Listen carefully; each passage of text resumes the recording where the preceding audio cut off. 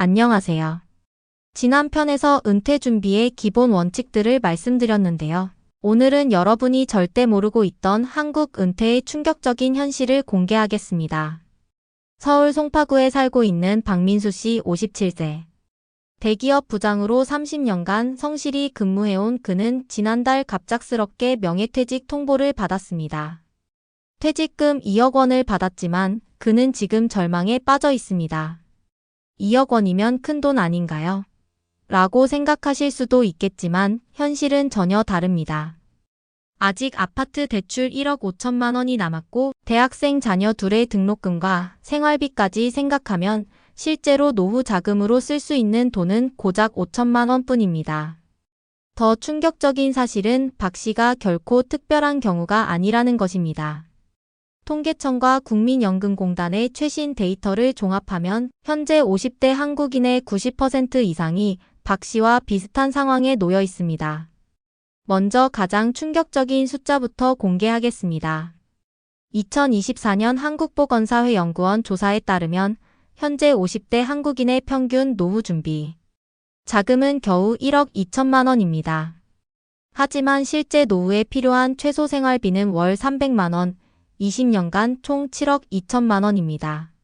무려 6억 원이 부족한 상황입니다. 더욱 심각한 것은 이 1억 2천만 원마저도 대부분 부동산에 묶여 있다는 사실입니다. 실제 현금성 자산은 평균 3천만 원에 불과합니다. 집값이 떨어지면 그나마도 사라질 수 있죠. 하지만 가장 충격적인 것은 따로 있습니다. 바로 은퇴 후 이혼율입니다. 일본에서는 이를 숙련 이혼이라고 부르는데 남편이 은퇴한 후 5년 이내에 이혼하는 부부가 무려 30%에 달합니다. 한국도 이미 이 현상이 시작되었습니다. 실제 사례를 하나 말씀드리겠습니다. 경기도 분당에 살고 있던 김정호 씨 59세. 대기업에서 임원까지 올라갔던 그는 2년 전 정년퇴직 후 완전히 다른 사람이 되었습니다. 아침 7시에 일어나 뉴스를 보고 오전에는 근처 공원을 산책하고 오후에는 도서관에서 시간을 보냅니다. 겉보기에는 여유로운 은퇴 생활 같지만 실상은 전혀 달랐습니다. 김 씨의 부인 박 여사는 이렇게 털어놓습니다. 남편이 집에만 있으니까 너무 답답해요. 제가 친구들과 만나려고 하면 어디 가느냐, 언제 오느냐 계속 묻고 30년간 회사 생활만 하다 보니 취미도 없고 친구도 없어서 저에게만 의존하려고 해요. 더 심각한 것은 경제적 문제였습니다. 김 씨는 퇴직금 1억 8천만 원을 정기예금에 넣어놨는데 연 이율 3%로 월 45만 원의 이자를 받고 있었습니다. 하지만 물가 상승률을 고려하면 실질적으로는 돈이 줄어들고 있는 상황이었죠. 결국 김 씨 부부는 지난해 이혼했습니다. 30년 결혼 생활이 은퇴와 함께 끝난 것입니다. 이런 사례가 결코 드물지 않다는 것을 보여주는 통계들이 있습니다. 첫째, 은퇴 후 우울증 발병률입니다. 한국 남성의 경우 은퇴 후 5년 이내에 우울증을 겪는 비율이 42%에 달합니다. 이는 OECD 평균 25%보다 훨씬 높은 수치입니다. 둘째, 노후 빈곤율입니다. 현재 한국 65세 이상 노인의 상대적 빈곤율은 43.4%로 OECD 1위입니다. 노인 2명 중 1명이 가난하다는 의미입니다. 셋째, 고령자 자살률입니다. 한국 65세 이상 고령자 자살률은 인구 10만 명당 46.6명으로 OECD 평균의 3배에 달합니다. 이 모든 통계가 보여주는 것은 하나입니다. 한국의 은퇴는 재앙이라는 것입니다. 그렇다면 왜 한국의 은퇴가 이렇게 비참한 현실이 되었을까요? 몇 가지 구조적 원인이 있습니다. 첫 번째 원인은 압축 성장의 부작용입니다. 한국은 불과 50년 만에 농업국가에서 선진국이 되었습니다. 현재 50-60대들은 이 압축 성장의 주역들이죠. 하지만 너무 빨리 달려오느라 은퇴 후를 준비할 시간이 없었습니다. 이들의 젊은 시절에는 평생 직장이라는 개념이 있었습니다. 한 회사에 들어가면 정년까지 다닐 수 있다고 생각했죠. 따라서 은퇴 후를 별도로 준비할 필요성을 느끼지 못했습니다. 두 번째 원인은 부동산 신화입니다. 지난 30년간 한국의 부동산 가격은 계속 올랐습니다. 많은 사람들이 집값이 계속 오르니까 집만 있으면 노후는 안전하다고 생각했죠. 하지만 부동산은 유동성이 떨어집니다. 매월 생활비가 필요한데 집을 조금씩 팔 수는 없잖아요. 결국 집을 통째로 팔고 더 작은 집으로 이사를 가거나 전세보증금으로 살아야 하는 상황에 놓이게 됩니다. 세 번째 원인은 자녀 교육비 과부하입니다. 한국 부모들은 자신의 노후보다 자녀 교육을 우선시합니다. 사교육비, 대학 등록금, 유학비용 등으로 50대에도 상당한 지출이 계속됩니다. 문제는 이렇게 키운 자녀들조차 취업이 어려워 부모에게 계속 의존하는 경우가 많다는 것입니다. 캥거루족, 기러기 아빠 같은 용어들이 바로 이런 현실을 보여줍니다. 하지만 더 충격적인 것은 앞으로의 전망입니다. 첫째, 국민연금의 고갈입니다. 현재 추세로는 2057년에 국민연금 기금이 완전히 고갈됩니다. 지금 30-40대들은 국민연금을 제대로 받지 못할 가능성이 높습니다. 둘째, 베이비부머 세대의 본격적인 은퇴입니다. 1955-1963년생 베이비부머 세대 712만 명이 2018년부터 본격적으로 은퇴하기 시작했습니다. 이들의 은퇴로 소비는 줄어들고 의료비는 급증할 것입니다. 셋째, 부동산 시장의 변화입니다. 인구 감소와 고령화로 부동산 수요가 줄어들 것입니다. 내 집 마련이 노후 보장 수단이 되지 못할 가능성이 높습니다. 지금까지는 일반적으로 알려진 문제들이었습니다. 하지만 정작 심각한 것은 숨겨진 위험들입니다. 첫 번째 숨겨진 위험은 인플레이션입니다. 많은 사람들이 현재 가치로 노후 자금을 계산하지만 20년 후의 돈의 가치는 지금과 완전히 다를 것입니다. 연평균 인플레이션율이 3%라면 20년 후 1억 원의 실질 가치는 5,500만 원에 불과합니다. 두 번째 위험은 의료비 급증입니다. 나이가 들수록 의료비는 기하급수적으로 늘어납니다. 특히 치매, 암 같은 중대질병에 걸리면 수천만 원의 비용이 들어갑니다. 건강보험이 있다고 해도 본인 부담금만으로도 가게가 파탄날 수 있습니다. 세 번째 위험은 고독사입니다. 일본에서는 이미 연간 3만 명이 고독사하고 있습니다. 한국도 1인 가구가 급증하면서 이 문제가 심각해지고 있습니다.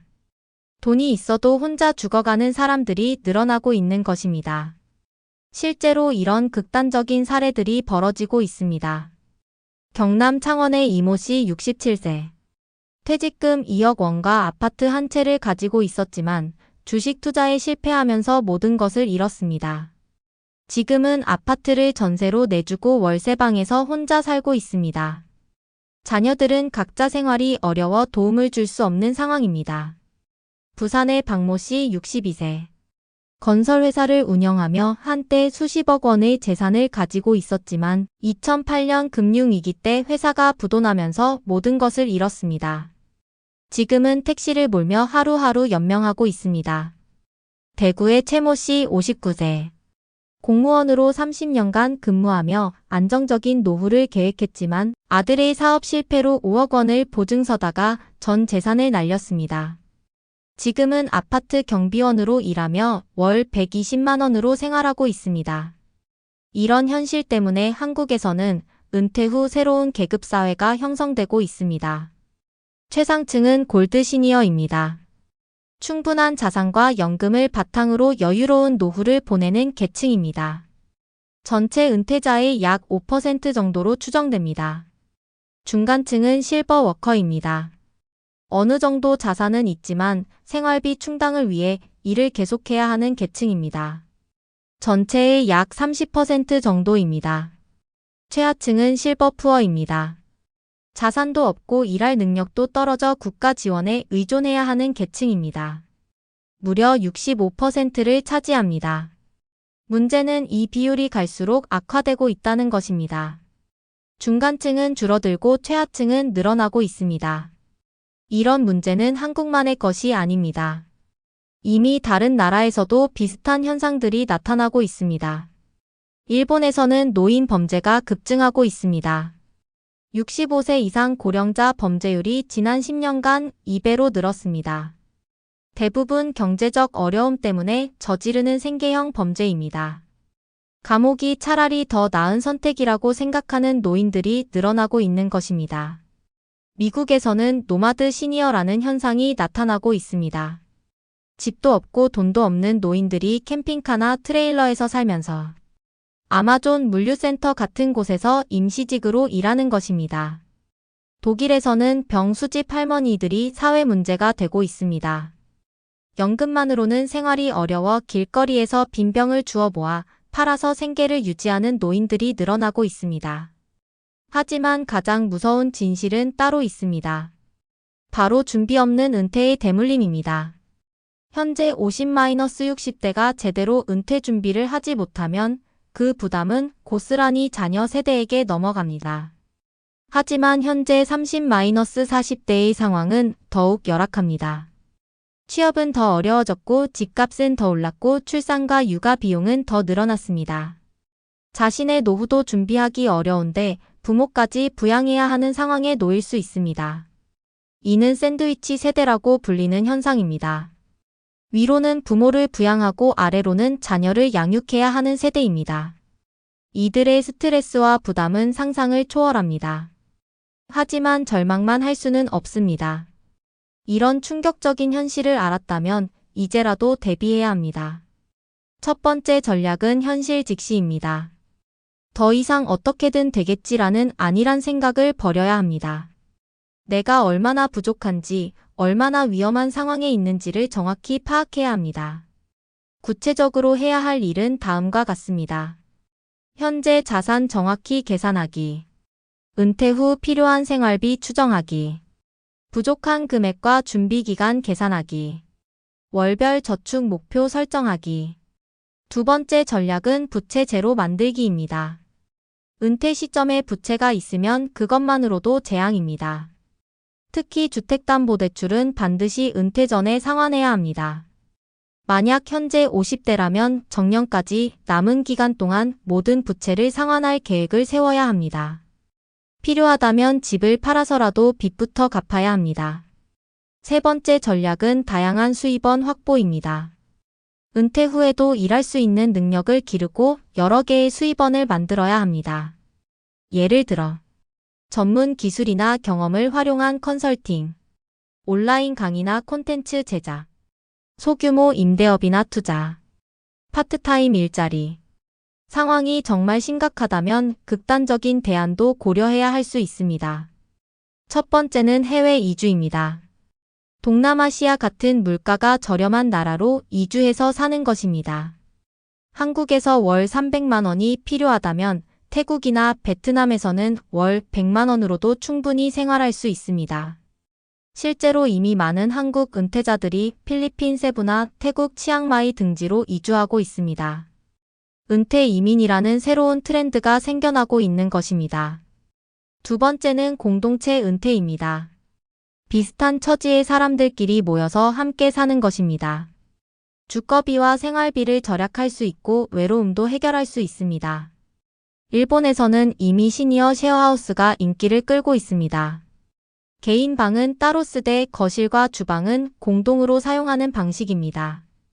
마지막으로 강력히 경고드리고 싶은 것이 있습니다. 시간이 정말 얼마 남지 않았습니다. 만약 지금 50대라면 정년까지 5-10년밖에 남지 않았습니다. 이 짧은 시간 동안 30년간 미뤄왔던 은퇴 준비를 모두 해야 합니다. 불가능해 보이지만 방법은 있습니다. 하지만 지금까지와는 완전히 다른 삶을 살아야 합니다. 지출을 대폭 줄이고 수입을 늘리고 투자에도 적극적으로 나서야 합니다. 가장 중요한 것은 각오입니다. 편안한 은퇴를 원한다면 지금부터 불편함을 감수해야 합니다. 친구들과의 술자리를 줄이고 비싼 옷 사는 것을 포기하고 해외여행도 자제해야 합니다. 지금까지 충격적이고 절망적인 이야기들을 많이 했습니다. 하지만 이 모든 것을 말씀드린 이유는 여러분을 절망시키기 위해서가 아닙니다. 위기를 정확히 알아야 제대로 대비할 수 있기 때문입니다. 아직 늦지 않았습니다. 지금부터라도 제대로 준비한다면 충분히 극복할 수 있습니다. 실제로 이런 어려운 상황에서도 성공적으로 은퇴를 준비한 사람들이 있습니다. 그들의 공통점은 현실을 직시하고 일찍 행동에 나섰다는 것입니다. 다음 편에서는 이런 극한 상황에서도 성공할 수 있는 구체적이고 실전적인 전략들을 자세히 알려드리겠습니다. 정말 막막하고 절망적으로 보이는 상황에서도 기적을 만들어낸 사람들의 실제 사례와 노하우를 공개하겠습니다. 기억하세요.